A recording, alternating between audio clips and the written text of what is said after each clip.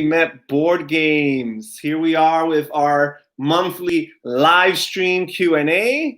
Looks like we have one person here. One person's already given the like to the video. So whom do I have the honor of speaking to? Who's there? Say hello. All right, well, while I wait for the shot, oh, there's two people now. Great, awesome. While I wait for you guys to say hello, I'll send my greetings. Welcome. I am actually, you can tell by the backdrop, I am not home. I am on vacation. Hey, gamer girl Kate, how are you? Oh, there was two people and one person left. So yeah, I'm on vacation.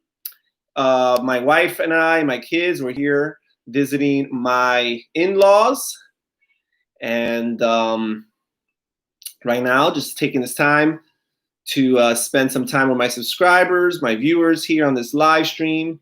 See if any of you all have any interesting questions for me today. Oh, my good friend Dean, how are you, Dean? Any plans for the 4th? Nothing in particular. You know, obviously with the quarantine and all that, we're very limited.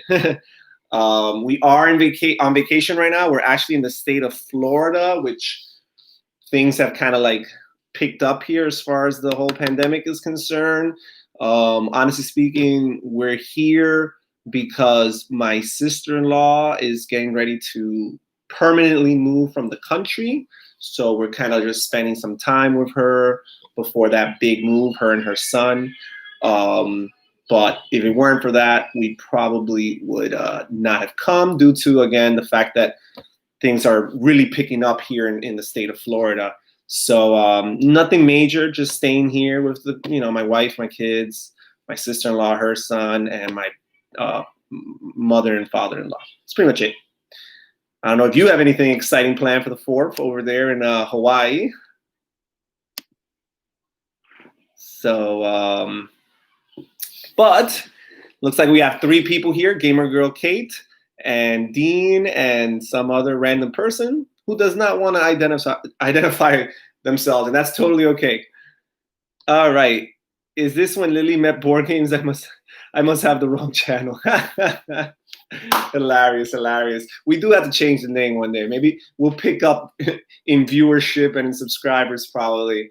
But yeah, as a matter of fact, Lily, they're getting ready to do something right now. But right now, I just took this time apart just to work on this live stream. What games have you played? All right, so I guess you're assuming, Gamer Girl, that I'm on vacation and I'm still finding a way to play games. I have. So first of all, I've played Spotted with my son and my nephew, right? So we played these games and this game, and it was the first time for my nephew. We played it a couple times, and my son obviously was more seasoned than my nephew because he has more experience playing games. So you can see the difference in that sense. We had some fun, but no, I did play some real games before you asked. I played some Point Salad here with my wife and my mother-in-law. I felt that this was a good gateway game, easy game to play. This is becoming my favorite filler of a game, like a game that you could play like in 20, 25 minutes and still feels nice and neat. Point Salad. So we played that game. My mother-in-law actually won the game with lots of help from me, of course, but it was fun. It looked like it kind of fell flat, you know. She's not a gamer per se, right? But she indulged us and played this game with us, but it was fun. I also played this game. I debuted this game, Harbor, which is designed by Scott Alms, who's the same designer as the other Tiny Epic games. Except this is from a different publisher, so he couldn't get the name. But this is kind of like a small version of a very popular Euro game known as Le Havre, even though it's a different designer. But it's the same concept. You're running a harbor, and you are, you know, producing goods and shipping them in order to like make money. And your money is used to buy buildings, and the more valuable buildings give you more points. And whoever has the most points at the end of the game wins. Very similar to Le Havre, except it's shorter in time and takes up less table space. It was cool. It was fun. Played this a couple times solo. The solo mode is okay. I think some of the other Tiny Epic games have a better solo mode than this, but I am curious about playing this with my wife, Lily, because Lily loves Le Havre, and she hated Le Havre Inland Port because she felt like it wasn't a good sequel or junior version of Le Havre. Maybe she'll prefer this over that. So point salad is good. Absolutely, Dean. I agree. Kate, what have you been playing, Kate?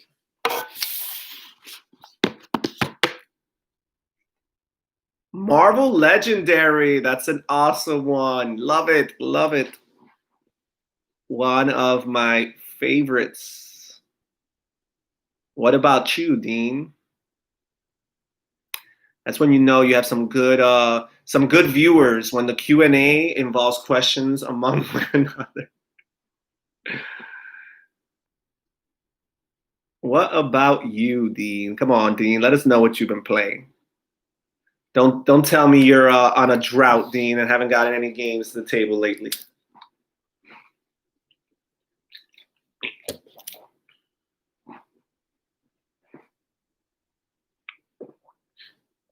Well, while Dean takes time to answer that, don't want to have too much dead air. Nothing, just buying. Okay, all right, Dean. I've gone through those little periods, you know, where you're doing more buying than playing. I'm curious to see if anything interesting has been bought lately, Dean. But while we wait for that, I'll share another game. Literally the last game, the latest game to my gaming repertoire as far as playing. I literally just played it for the first time right before this live stream. Last game was Raxon. Raxon, I've never heard of Raxon. Huh. I'm here looking. The X on the keyboard is next to the C. Is it by any chance that you mean to write raccoon? Even though I've never heard of raccoon either. I've heard of Raccoon Tycoon. But yeah, so the last game I played right before this live stream was this game right here, Shadowscape. And this is a game from the same company that makes Mistfall and the same universe as Mistfall. It's like a fantasy dungeon crawl of a game. Your board literally consists of cards that make up your dungeon. It gave me a feel very similar to One Deck Dungeon in that sense, except you have the whole dungeon set up before you, while in One Deck Dungeon, you only have 4 rooms at a time.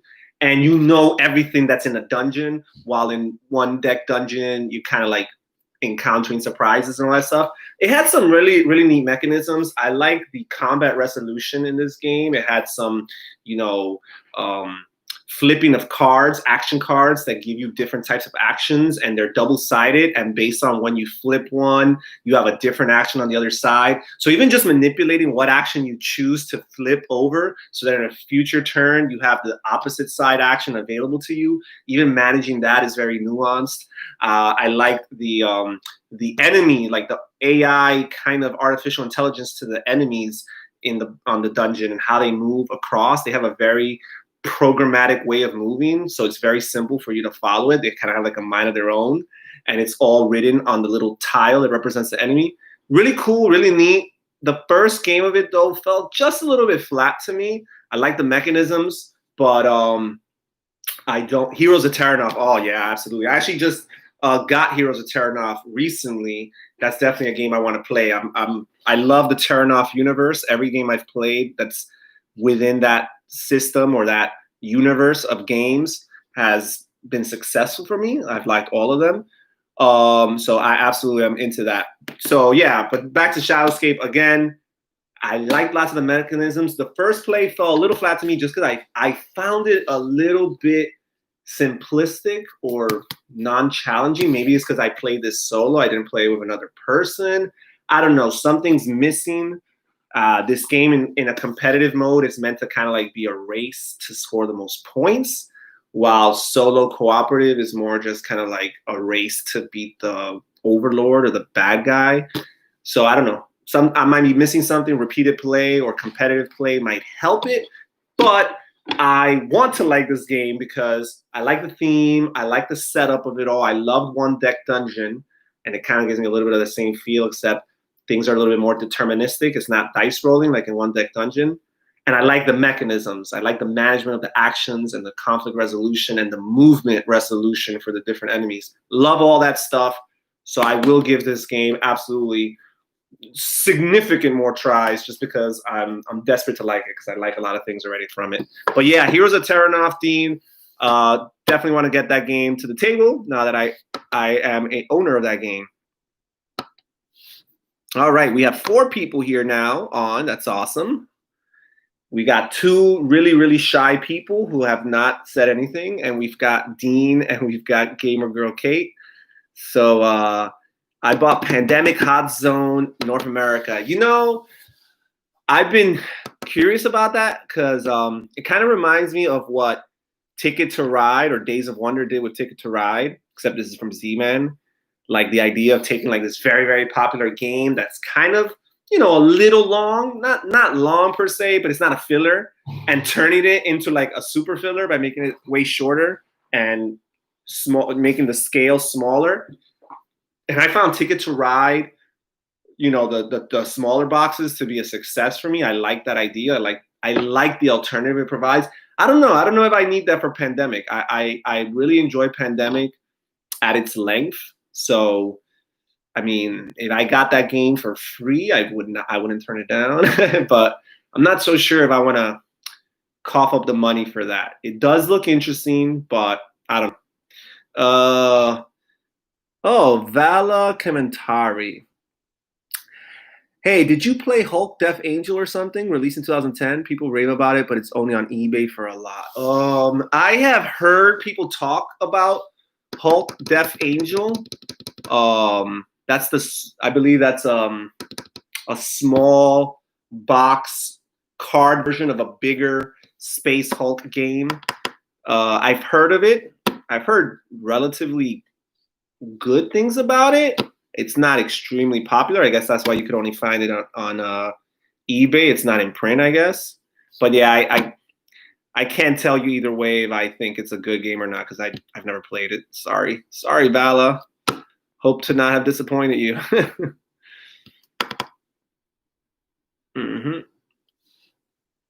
All right, so Vala spoke up. So I guess there's just one more person unaccounted for. So those are some of the games I've played. It's a little bit less than my typical week of gaming because I am on vacation nonetheless, right? So thanks. Also, can I solo Ticket to Ride? You can solo Ticket to Ride. I found a variant on Board Game Geek's forums. If you search it, I think you could even just put Google.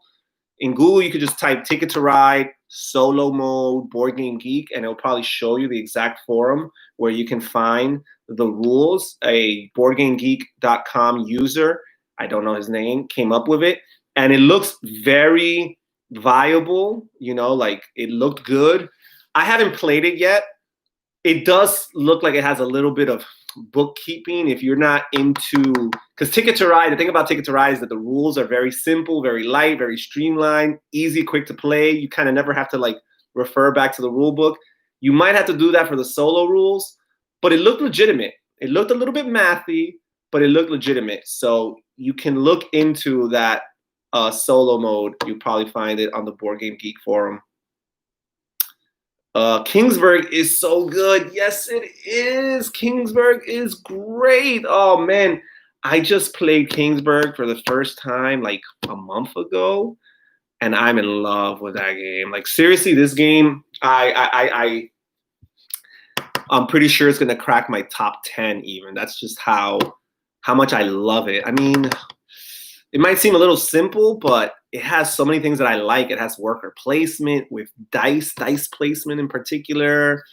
It has all the different court officers, and I love the graphic design of it. I've heard, you know, people go both ways about that, but I think it's just the theme appeals to me. Like, it's kind of like a tower defense almost too. You got like the enemies coming in at the end of every winter season. The components are nice. nice game. I don't know. I don't know what I could say. It's just resource management, city building. Oh, forget about it. too many aspects of gameplay that I just love. It's just a great game. Vala says, what Ticket to Ride would you recommend? Interesting. Well, I guess I would recommend. It's tough. It's tough.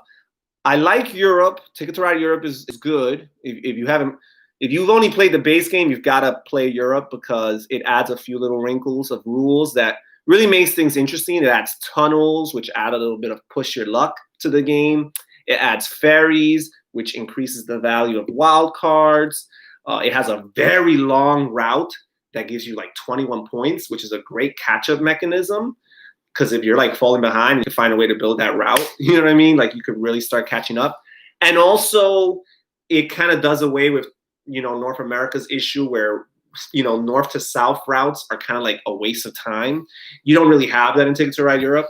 But from the map expansions, I would say to go with Africa. I really like Africa. I love it has these like terrain cards that if you have them, like first of all, it gives you another option of what you could do on your turn. You could draw these terrain cards. And if you spend these terrain cards and you build a route on a matching terrain, then you can double the score for that route. So even just managing that is really cool, really neat.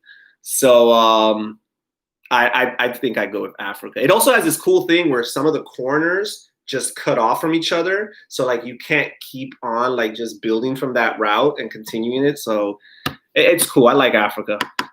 Dean says, what room are you in? Yes, Europe. What room are you in? I started the video explaining that I'm in my, in-laws home. I visited my in-laws. So this is not my house. This is not my game room. I only got a bunch of small box games that I brought with me to play. I'll show some of the other ones later. So I brought about 10 games to play, all small box. This might be I think the point salad game I brought was the biggest box I brought. So I am not in my game room. Oh, thanks. You're welcome, Vala. I hope it was helpful. Again, you could look into those solo rules. I still haven't played it solo. I looked up those rules like a year ago. And I will one day play it just to see what it's like. And then, yeah, Europe or if you already have the base game, you could get the Africa expansion. Yep. So I was going to say that there is another game. So both these games, Harbor and Shadowscape, were 2 new games that I've learned this week. And another game that I'm hoping to play tomorrow with my wife. Because, again, we've been busy. We haven't been playing as much. Obviously, spending time with the in-laws. They've given me some time and some space to work on my channel, on my Instagram page, on some of these games that I want to get to the table. But I'm still there, spending time with them, doing things, taking care of the kids, right? So Vala says, have you played the Pandemic games? I was going to get the original, but someone recommended I get Pandemic Iberia instead. I have not played Pandemic Iberia. I've heard really, really, really good things about Pandemic Iberia. I guess I've heard great things about Pandemic Iberia. I still, and again, I'm speaking ignorantly, right? Because I'm ignorant to whether or not Iberia is better than Pandemic. But I'm still going to venture to say that if you're only going to get one, I would still go with Pandemic base game because, first of all, anything if you want to add to that gameplay, like if you want to make it more, deeper, challenging, difficult, you can buy some expansions and rev the game up, increases difficulty, increases challenge, make it more variable. But if you want to make it more, I guess, gateway friendly, I think the regular game would be better.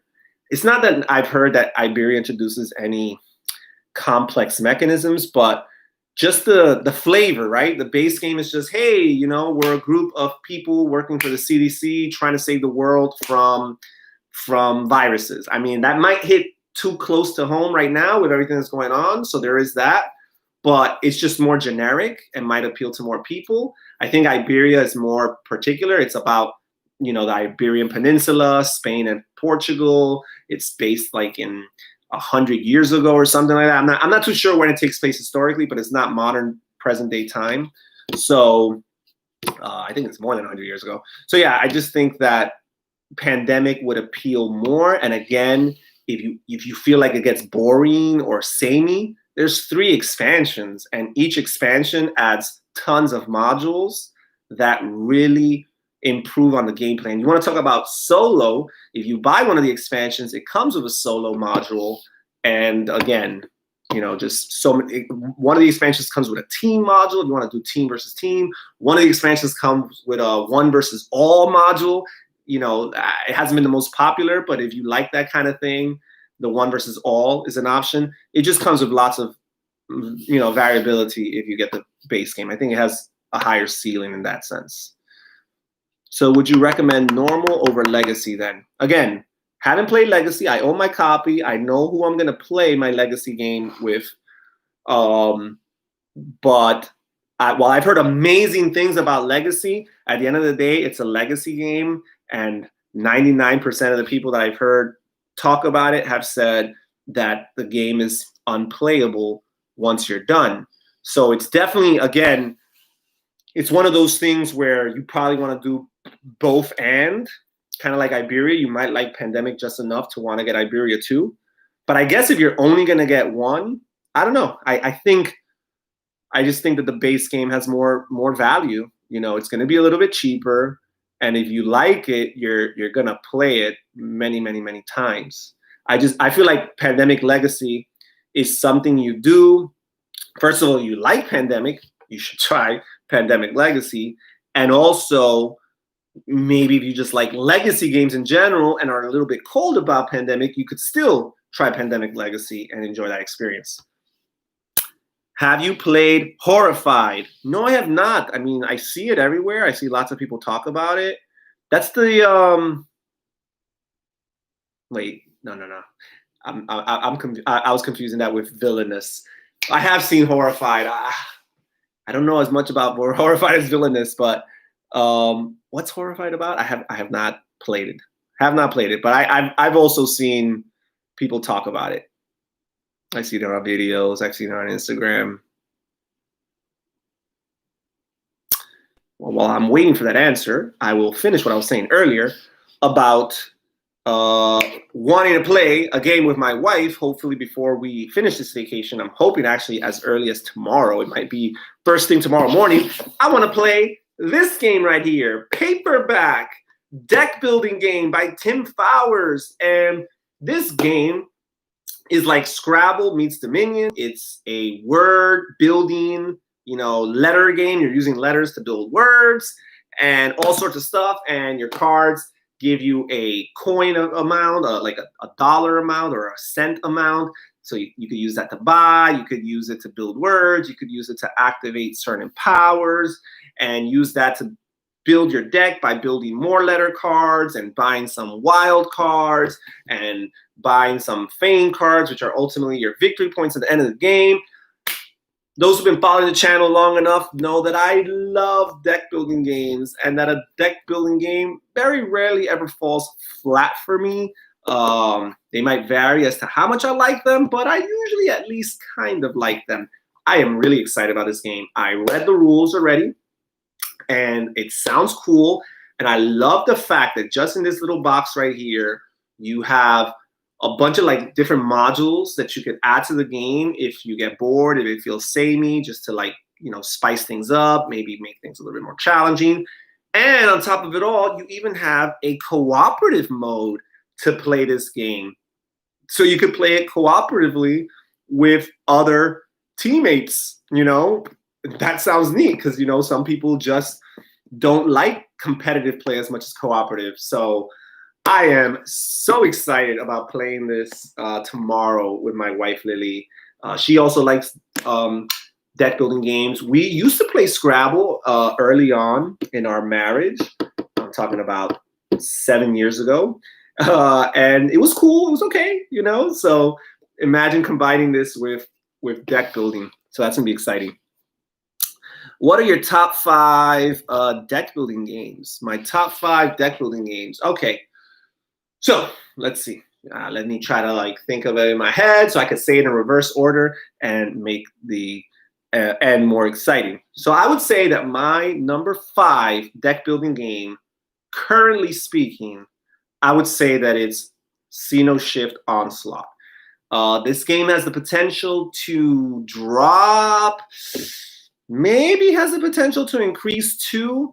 It doesn't have as much expansion content as some of the games, but I like it. It's a science fiction game. It's kind of like a tower defense game. It's a cooperative game, kind of like I was speaking about cooperative. There's something about deck building cooperatively that I really like, and I think is very interesting.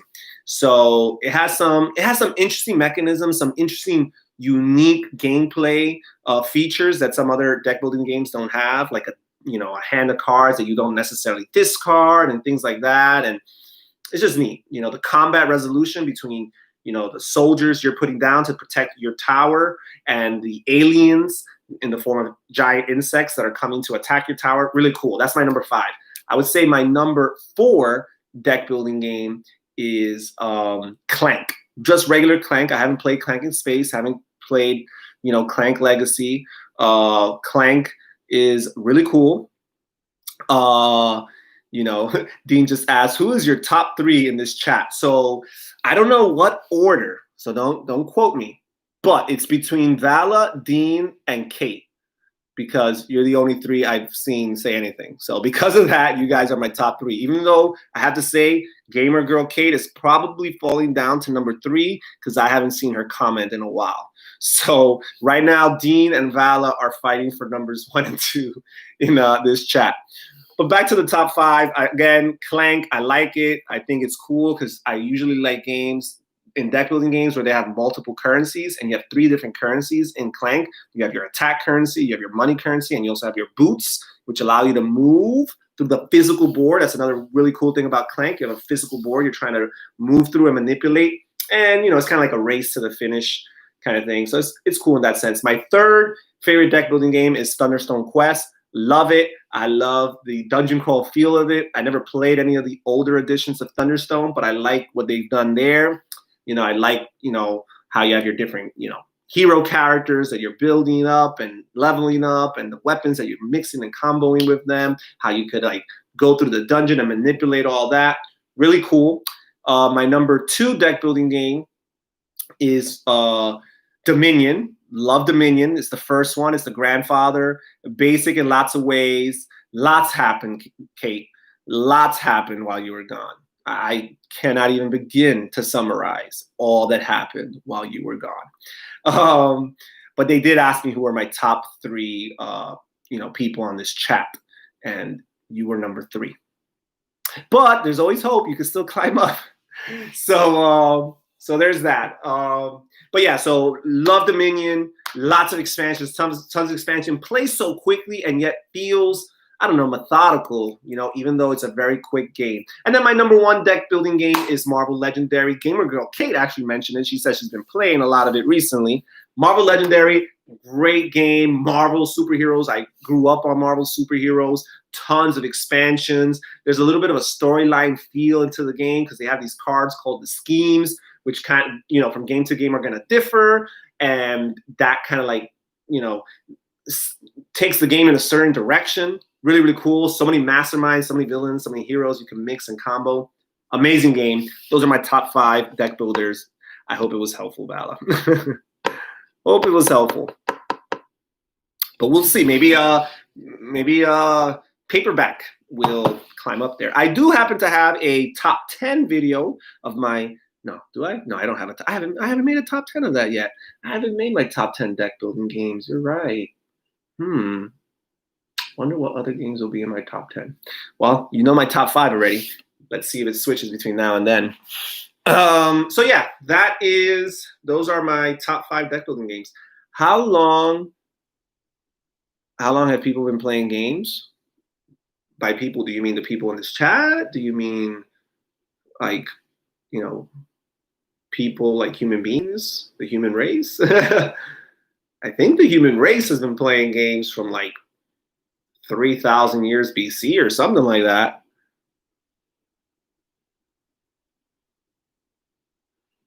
Didn't like Lord of the Rings living card game though. Not sure deck builders are my thing. Well, here's the thing: Lord of the Rings deck card game, the living card game. It's not really a deck builder. I guess it depends. I mean, because you do construct decks. I look at that more as deck construction, even though people use the word builder for it. But like the genre deck building games, those are games where the mechanism itself is you playing cards to acquire more cards and add them to your deck. In Lord of the Rings living card game, you already have your deck. And any building that takes place before the game actually begins. So you grab cards and you do that. So, with Lord of the Rings, I do personally happen to like Lord of the Rings, the card game, but I would say it's a different feel. It's more like hand management, similar to like games such as Magic the Gathering and these kind of games where you have a certain hand of cards. To some extent, you are dependent on the luck of the draw, what cards you draw and the order that you draw them in, but you're trying to play them, and in a sequence that is optimal, that helps you, defeat whatever you're trying to defeat. In Magic the Gathering, you're trying to defeat your opponent. In Lord of the Rings, the card game, you got an AI opponent, so to speak, that you're trying to defeat. With these deck building games, you're kind of like building an engine. You're trying to get the most efficient cards as possible so that your deck can become like this smooth, strong running engine that just builds up and gets stronger and stronger and stronger and gets more points for you and more points for you. It's just a different feel. So I do think that it's possible to despise games like Magic the Gathering and Lord of the Rings, the card game, the living card game, and still enjoy deck building. I think it's possible. But I will admit that if you already enjoy games like like Magic the Gathering and Lord of the Rings, the living card game, then you are more likely to enjoy or even love a deck building game. So don't totally rule it out just because of the Lord of the Rings experience. Yeah. No, I mean, it's technically deck building as a term was technically used before Dominion, right? But Dominion kind of like just made it a genre of games kind of thing. While before it was just a term used loosely to describe what you did in games like Magic the Gathering. But yeah, so I don't know if you like Marvel superheroes, and if you wanted to like Lord of the Rings, the living card game, then it might be worth a shot, to try Marvel Legendary. I will say it's not I wouldn't describe it as a gateway deck building game. I think Dominion is a better gateway deck building game, but I also think thematically and all that stuff, it will appeal to more people than Dominion. I think. I don't know. Superheroes are just very, very popular nowadays.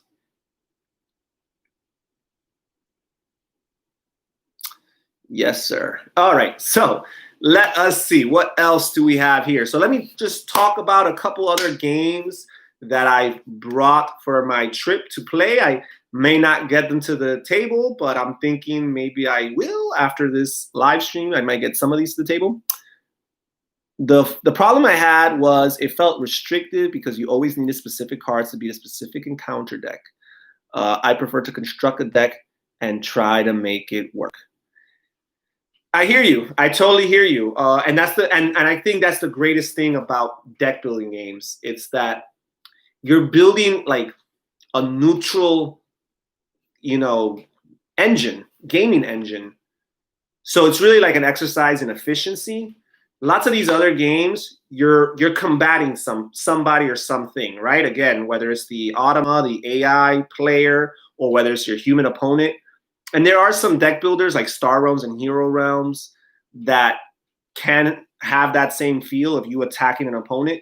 But with most deck builders, it's not about, defeating an opponent and having the right cards to defeat your opponent. It's just about having a lineup of cards to choose from and using the starting deck, a weak starting deck that you have, to spend them and acquire some of these more valuable cards that will strengthen your deck, make it a more efficient deck, not for the purposes of attacking or hurting anybody else necessarily, but for the purposes of gathering even more valuable cards.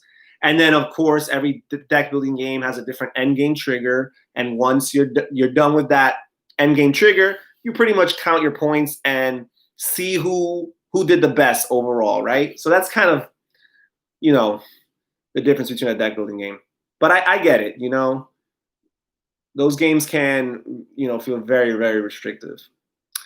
So yeah, I was saying other games that I brought for this trip. I brought this game, I had to, just because of how tiny it is, Ultra Tiny Epic Kingdoms.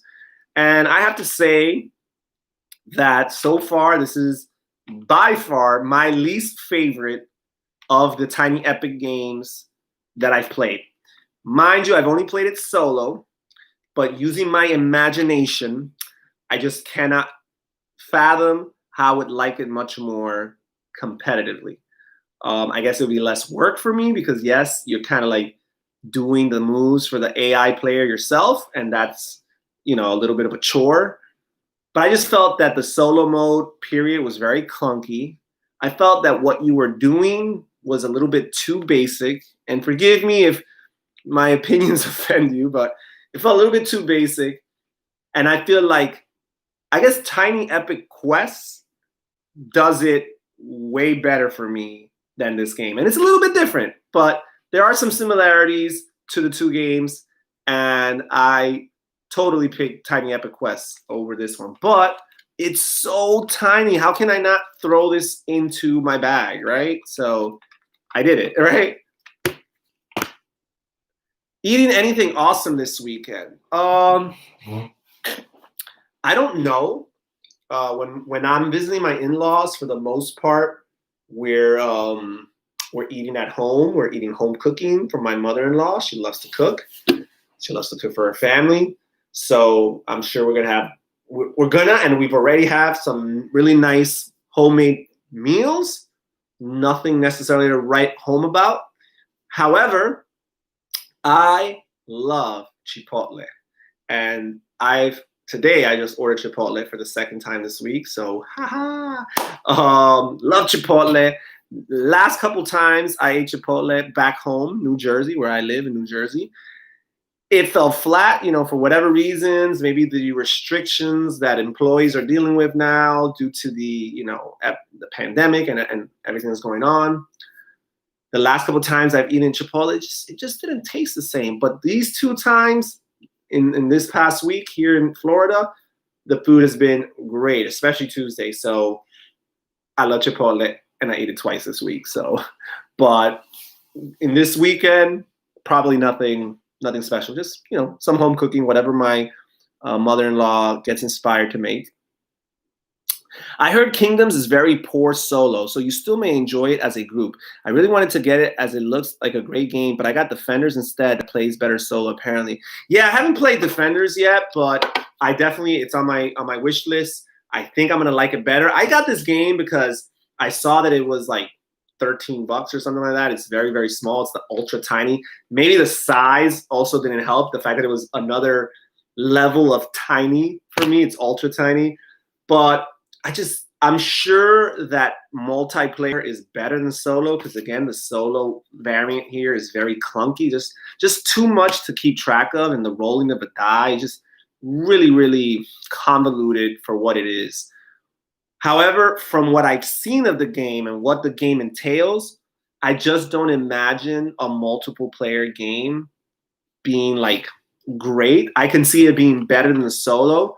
But lots of the other Tiny Epic games that I played, I've liked a lot. I've liked them solo, and I've liked them multiplayer, right?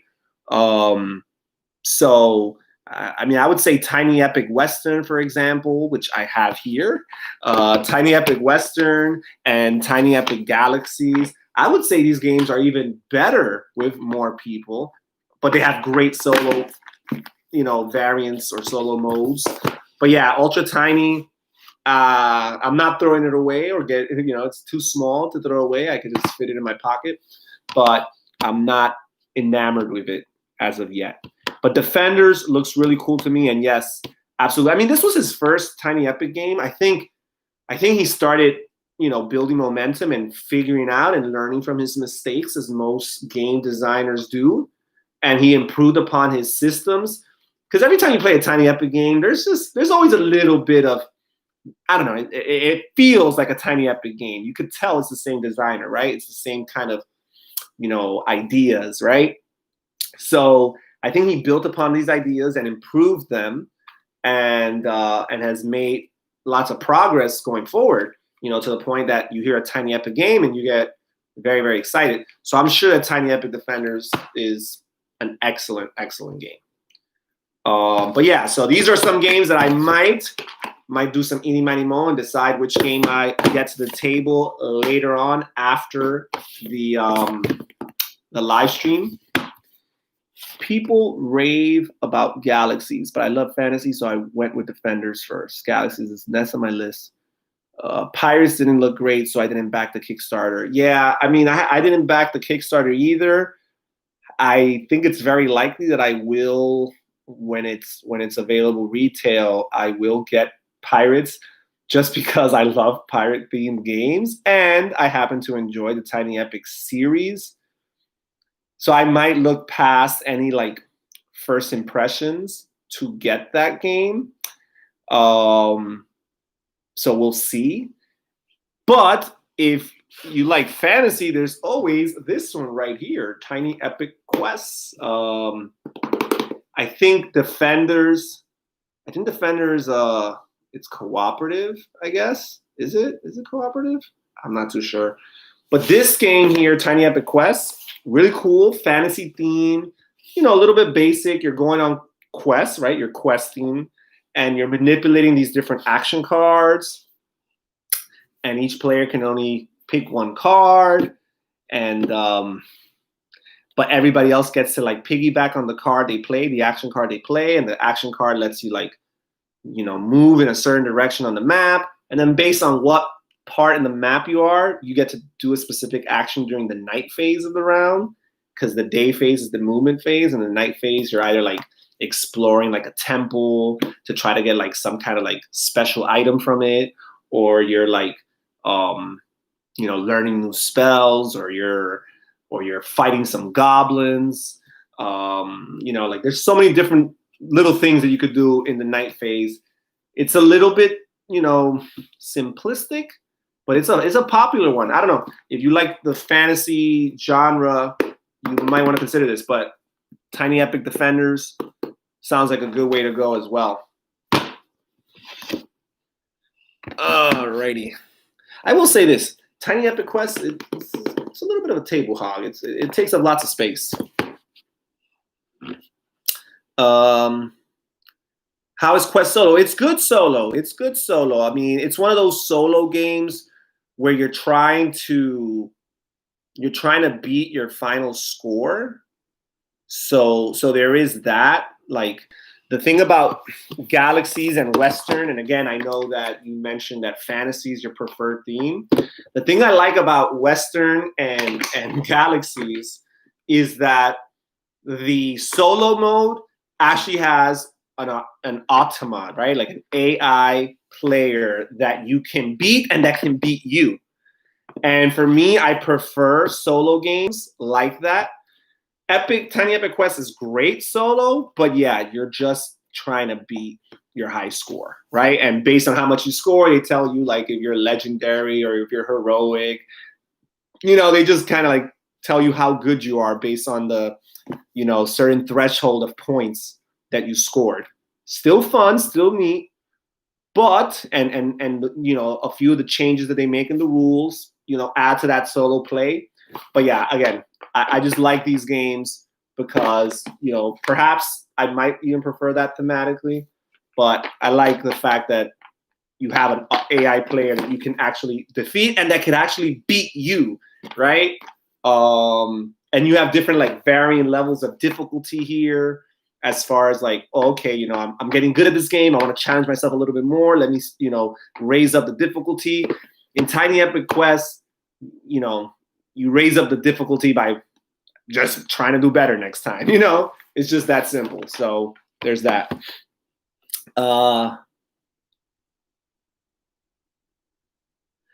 Are you new to board games? Sort of, yeah. Still trying to find my taste and learn as much as I can. Of course, it's an exciting time when you're new to the hobby. And you know, early on, you know, you try and buy games that you realize were not for you. And as you're in the hobby a little bit longer, you kind of find your niche within the niche, and you kind of know your spectrum that you're dealing with, like what kind of games you enjoy, what kind of games you don't enjoy, and you can instantaneously, you know, rule out certain games because they remind you of other games that had failed for you in the past, right?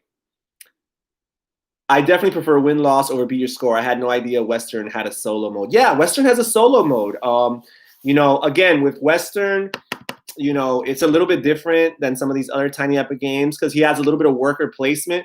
I like worker placement, and he has a little bit of poker.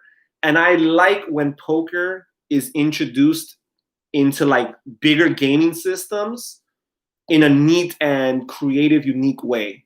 Like I enjoy games that have that poker element, you know, games like Shadows over Camelot and Dice Town and some other games I can't think of right now that have a little bit like this poker feel, like this poker concept, just like, you know, a small little aspect of the fuller game.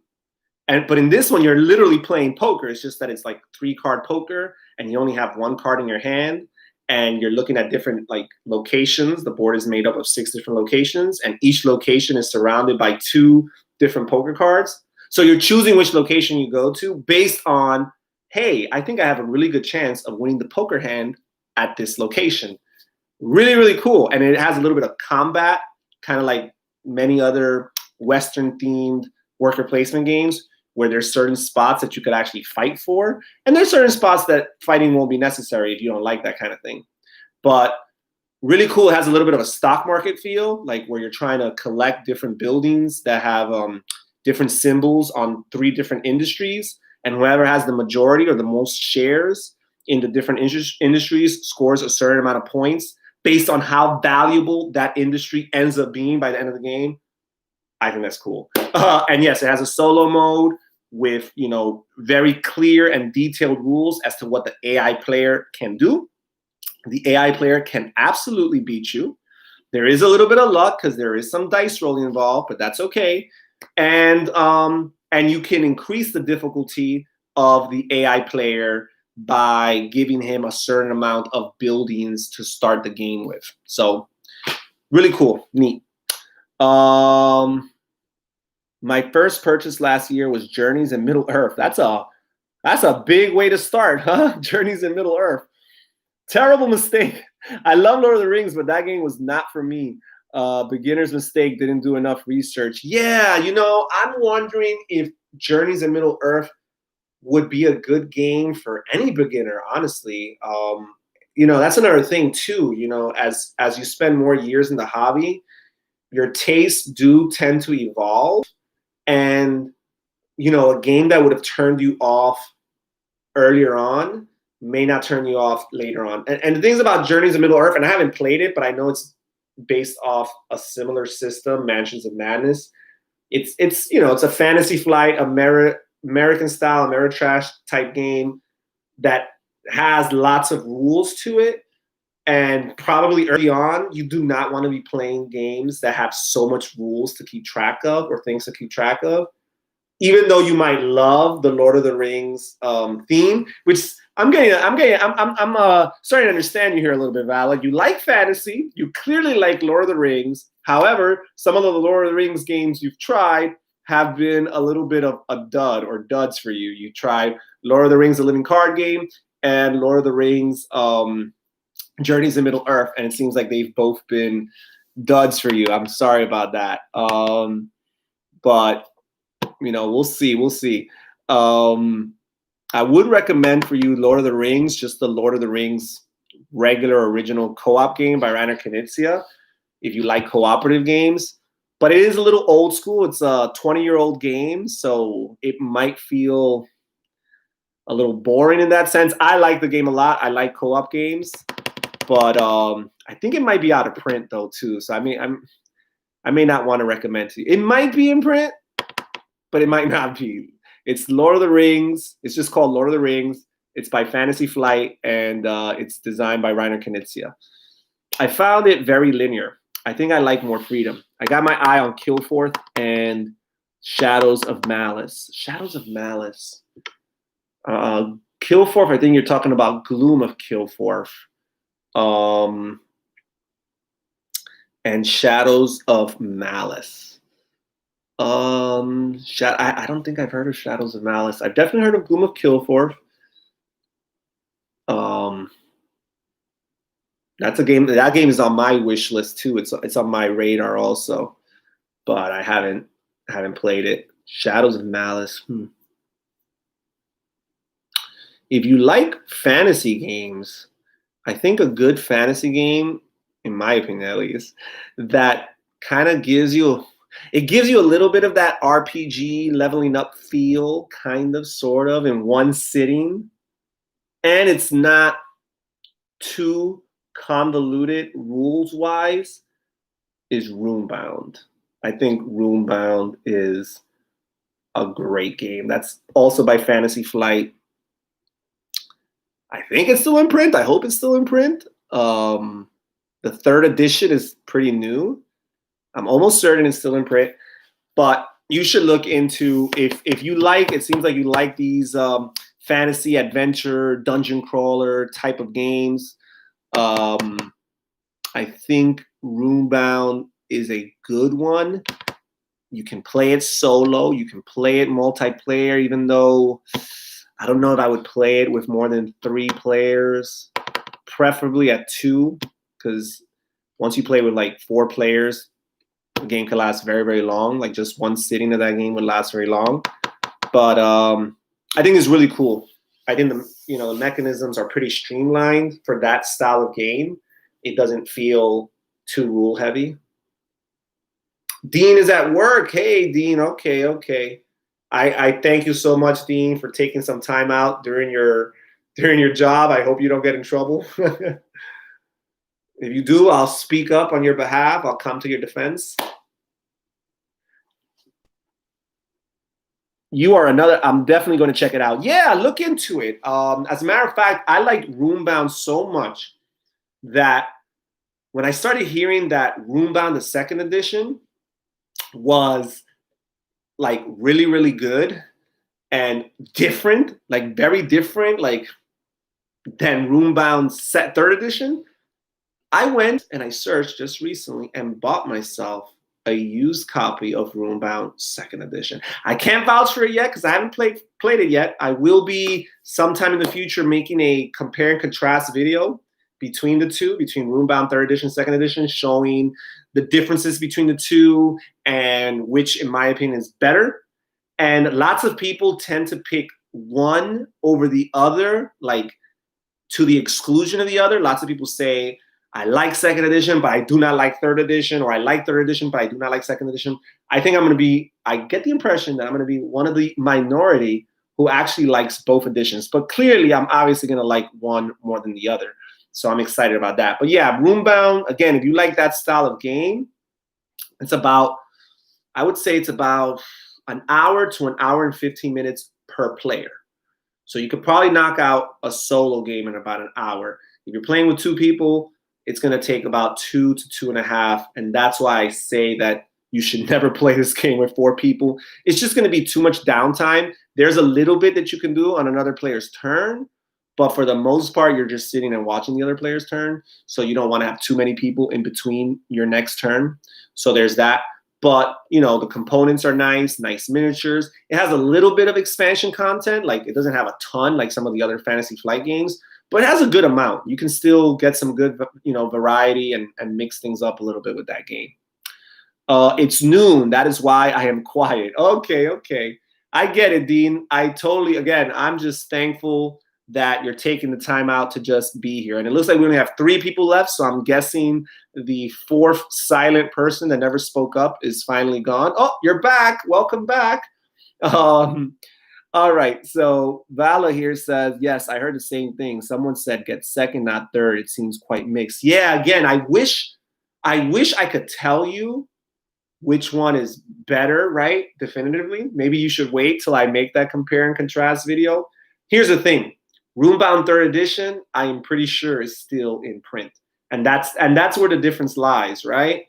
And I'm pretty sure that even if it's, let's say, temporarily out of stock or what have you, I'm pretty sure that it would be easier to get a used version of Roombound third edition. And again, I'm speaking from experience, being a person who just bought a used copy of the second edition.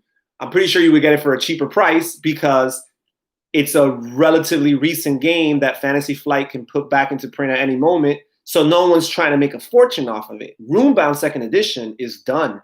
They're never going to reprint this game. So people know that, and they're selling their used copies for lots of money. So just from an economical perspective, I guess you should go with Roombound third edition.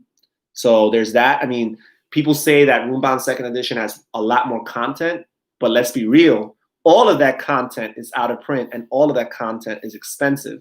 Like thinking about it, I'm like, hey, if I really like Roombound second edition, I might get myself one expansion. I can't have it all because, again, it's going to be very, very expensive. Best game with in-laws. Again, the only game I played with the in-laws this week was Point Salad. It fell a little bit flat for my mother-in-law. She indulged me. I gave it a try. I felt that it was so simple and easy to teach. And it was easy. She picked up the rules. And by the middle to end of the game, she was making all of her decisions on her own. And she was making some pretty good decisions. And she actually won the game. Granted, the first half of the game, I was kind of like walking her through every decision. But I'm still going to give her credit. She won the game. However, after the game was done, her affect was a little bit flat. She wasn't too excited about it, but I really liked it. I'm like, hey, let me see if she likes it too. So there's that. I mean, I haven't played many games with my in-laws. They're not, and it's really just my mother-in-law. My father-in-law didn't really grow up playing games, so he's not too interested in it. My mother-in-law grew up playing lots of dominoes growing up, so she does kind of like games. So these modern games I've introduced her to, a few of them, she's indulged me. Catan, Settlers of Catan, kind of hit home with her a little bit because she liked the trading aspect of it. But other games I've introduced her to have kind of fallen flat. Let us see. Definitely going to wait for your video before I choose. Yeah, no, sounds good. Again, I can't promise you how soon, but I do hope to be making that video sometime in the next couple months. So hopefully you won't be waiting for too long. But again, I don't think if you're gonna pull the trigger on second edition, hey, why not do it with a little bit more information on your side. What's Nick's favorite game right now? It's hard to say. He was going through this phase where he was really liking this Pop the Pig game. I made a video about it. My wife bought it. It was a little bit like torture for me to play that game. Honestly, it's a mass market gimmicky game. But my wife had bought it for him. He had seen it on a YouTube video. I'm like, hey, let me make a YouTube video out of it myself, right? But he's kind of grown out of that. Lately, we've been playing this game called Robot Turtles. I will be actually uploading a playthrough of Robot Turtles on Sunday, this coming Sunday, a couple days from now, which is like a programming game. It's kind of like Robo Rally for kids.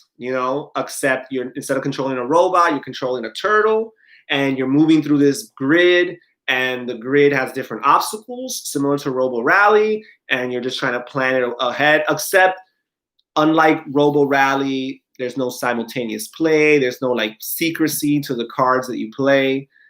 It's really just an exercise almost to help the kids process like just how to make decisions, a series of decisions that efficiently gets you to your goal, right? And they do have a couple modules in the game. This was a very successful Kickstarter, by the way. They have a couple modules that you add a little bit of complexity and rules to the game. We've added a few. Some of the more advanced stuff we haven't added yet, but I'm thinking maybe sometime in the next couple months. as my son draws closer to turning 5 years old, I think we might introduce some of those.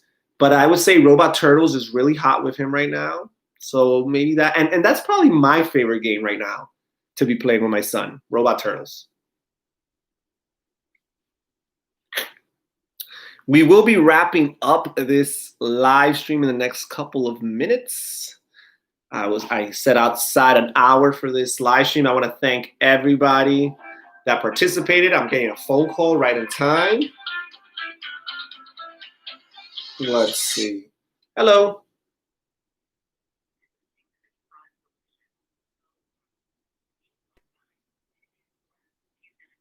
All right, this is a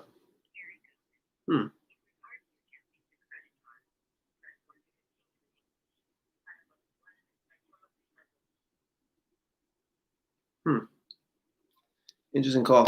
All right, well, I am sorry for that dead air time, guys. Oh, we have one more comment from Vala. Do you know much about Mage Knight, Folklore Affliction, or Tainted Grail? I've got a note to research these games a bit more, as I've been told I may like them. I have not played any of these games, and you know, let me put a disclaimer out there. You know, Mage Knight is from my understanding, a Euroized, Euro style fantasy themed game. Folklore Affliction and Tainted Grail, from what I do know about them, are more like, true, authentic Ameritrash fantasy themed games.